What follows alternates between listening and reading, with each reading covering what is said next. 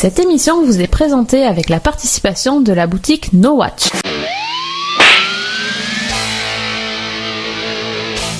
Salut à tous et bienvenue dans Slap, le podcast qui claque pour ne rien rater de l'actu des séries. Cette semaine, Slap voyage à travers le monde, de Hawaï à la Caroline du Nord, de New York à Paris. Nous vous envoyons tous des XOXO.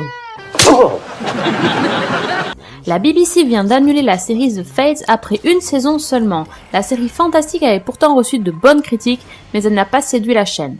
Par contre, bonne nouvelle pour les fans de comédie, la Fox vient de renouveler Raising Hope pour une saison 3 et New Girl pour une saison 2. On retrouvera également Glee dans la grille du network à la rentrée. Pour son 25e anniversaire, la Fox a eu une idée plutôt originale en décidant de réunir des castings de séries qui se retrouvent ainsi pour évoquer les souvenirs de tournage.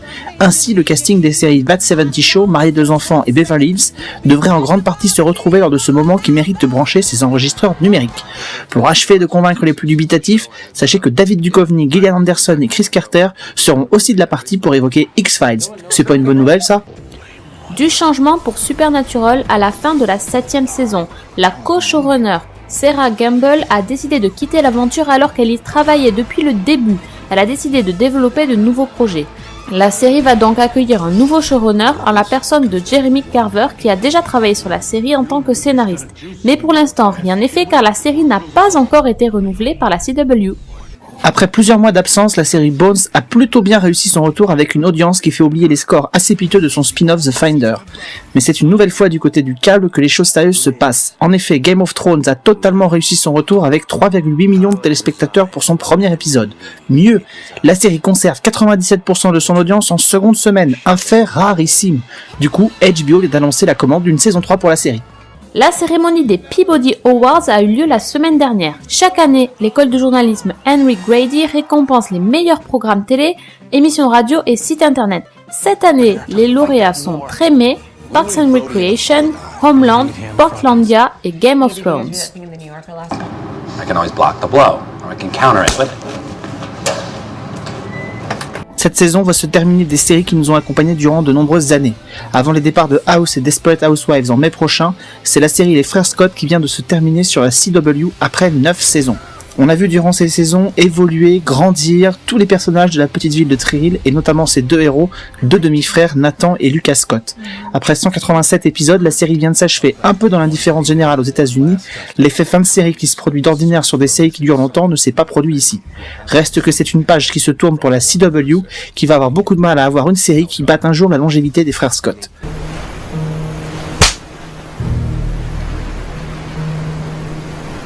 Depuis le 11 avril, vous pouvez retrouver la saison 4 de Gossip Girl en DVD. La série revient avec des visages et des lieux familiers puisque Serena, Blair et Chuck ont fait le déplacement à Paris. Imaginez plutôt Serena et Blair en vacances dans la plus belle ville du monde. Au menu, shopping dans les plus grandes maisons de couture, lecture dans le parc et visite au musée. Mais la série ne serait pas ce qu'elle est sans une belle romance, n'est-ce pas? Alors quoi de mieux que Paris pour tomber amoureux? On n'est pas du tout dans le cliché. C'est ainsi que Blair va rencontrer un beau Français du nom de Louis dans une galerie de peinture. Elle pense qu'il est un Grimaldi, mais lui dit qu'il est son chauffeur. Pour savoir la vérité, il faudra regarder en tout cas. À noter d'ailleurs la présence au générique de plusieurs actrices françaises dont Lou Doyon dans son propre rôle, ainsi que Roxane Mesquida et Clémence Poésy qu'on a vu dans Harry Potter. La saison 4 voit aussi l'arrivée d'un nouveau personnage, Juliette Sharp, interprétée par Katy Cassidy, qu'on a vu dans Supernatural. Un personnage très trouble et secret qui intègre le monde de l'Upper East Side et qui détient beaucoup d'informations sur ses habitants. C'est d'ailleurs aussi l'occasion de revoir la très jolie Michelle Trachtenberg dans le rôle culte de Georgina. Le coffret DVD contient les 22 épisodes ainsi qu'un documentaire sur le fameux tournage à Paris. Un making-of de l'épisode 18, des scènes coupées et un bêtisier. Bad girl, what trouble have you got for me this time? Okay.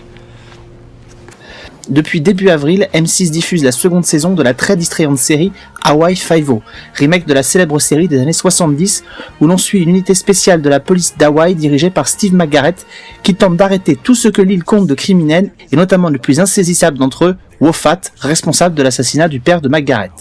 La saison 2 s'ouvre sur la suite des événements tragiques de la saison 1 qui avait conduit McGarrett direct par la case prison.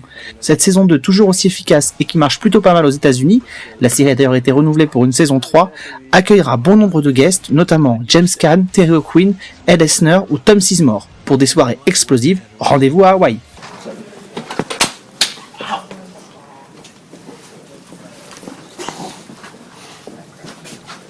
Peri Gilpin de Frasier et Make It or Break It va jouer l'épouse de Russell, interprétée par Ted Danson, dans plusieurs épisodes des Experts. On la verra tout d'abord dans le final de la saison 12 qui sera diffusé en mai prochain sur CBS. D'ailleurs, dans cet épisode, on retrouvera également Jacqueline Smith dans le rôle de la mère de Hodges. Marie-Elisabeth Mastrantonio, la Marianne du film Robin des Bois et plus récemment le capitaine dans New York Section Criminelle, va apparaître en guest dans le season final de Grimm. Tamu Pennyket, qu'on a vu dans Battlestar ou dans Dollhouse, a décroché un rôle potentiellement récurrent dans Castle. Il incarnera Cole Maddox, un homme froid au passé militaire.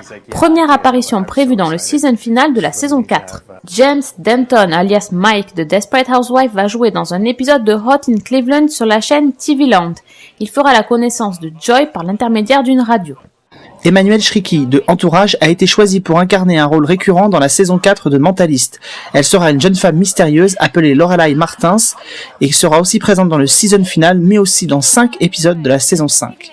Jimmy Smith va faire son retour. Après NYPD Blue et un rôle important dans la saison 3 de Dexter, il arrive dans Sons of Anarchy. Au cours d'un arc majeur de la 5e saison, il interprétera Nero Padilla, un latino membre d'un gang décrit comme quelqu'un de très dangereux. Richard Schiff, qu'on avait vu dans À la Maison Blanche, va participer à plusieurs épisodes de NCIS, dans lequel il interprétera le rôle de Harper Deering, un homme d'affaires excentrique traumatisé par la mort de son fils dans un attentat terroriste.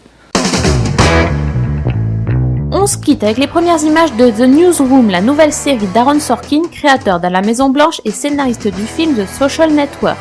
Jeff Daniels y incarne Will McAvoy, l'icône de journal télé d'une chaîne câblée américaine. Un homme aussi talentueux que détestable. Sorkin a su attirer une distribution éclatante, à savoir Jane Fonda, Alison Peel et Sam Waterston. Diffusion prévue le 24 juin sur HBO. On se retrouve dans 15 jours pour une nouvelle distribution de claques. On parlera de la sortie en DVD de la saison 2 de Sherlock, de la diffusion sur Orange de la saison 3 de Misfits, et vous découvrirez les premières images de Scandal, la nouvelle série de la créatrice de Grey's Anatomy, Shonda Rhimes. D'ici là, n'oubliez pas d'aller sur la boutique No Watch, soutenir tous vos podcasts préférés. À dans 15 jours.